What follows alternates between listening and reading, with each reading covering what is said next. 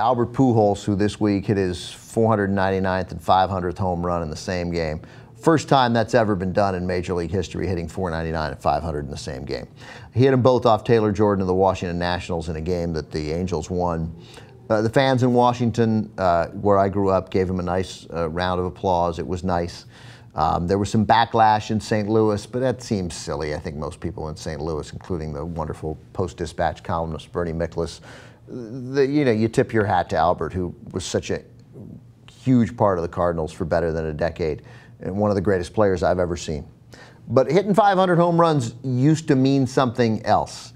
It's still significant, it still got covered, but man, it was a bigger deal 5 years ago, 10 years ago, certainly 10, and even 5. And now that the steroid era is upon us, as I read the stories, and I heard a discussion on radio, on MLB radio, about why we didn't make a bigger fuss over Pujols and how everyone would have covered the game live, and it's just we would have spent a lot of time building up to it.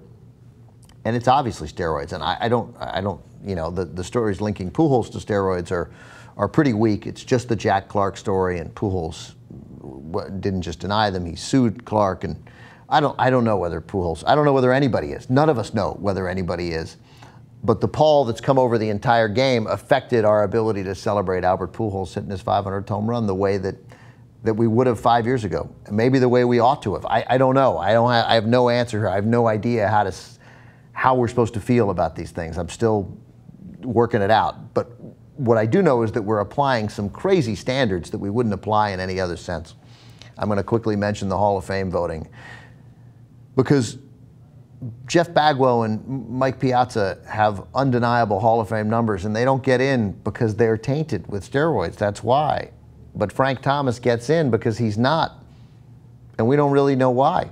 Like, I don't think Frank Thomas did steroids, but I don't know. I don't know about the other guys. I don't know. It's a silly, we have no standard, and we're applying it arbitrarily.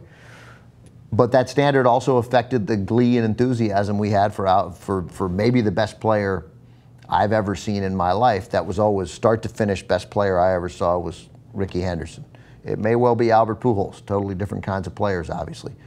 You don't know how to include Barry Bonds in that list because we are very confident, and rightfully so, that Bonds altered himself with performance-enhancing drugs.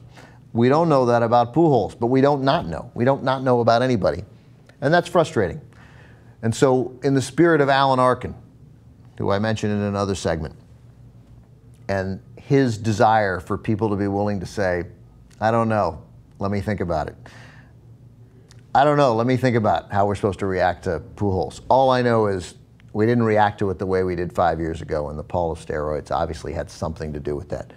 But that's a great player having a rebirth year in Anaheim. I hope that does not continue. Like every good American, I hate the Angels, and I want nothing good to happen to them.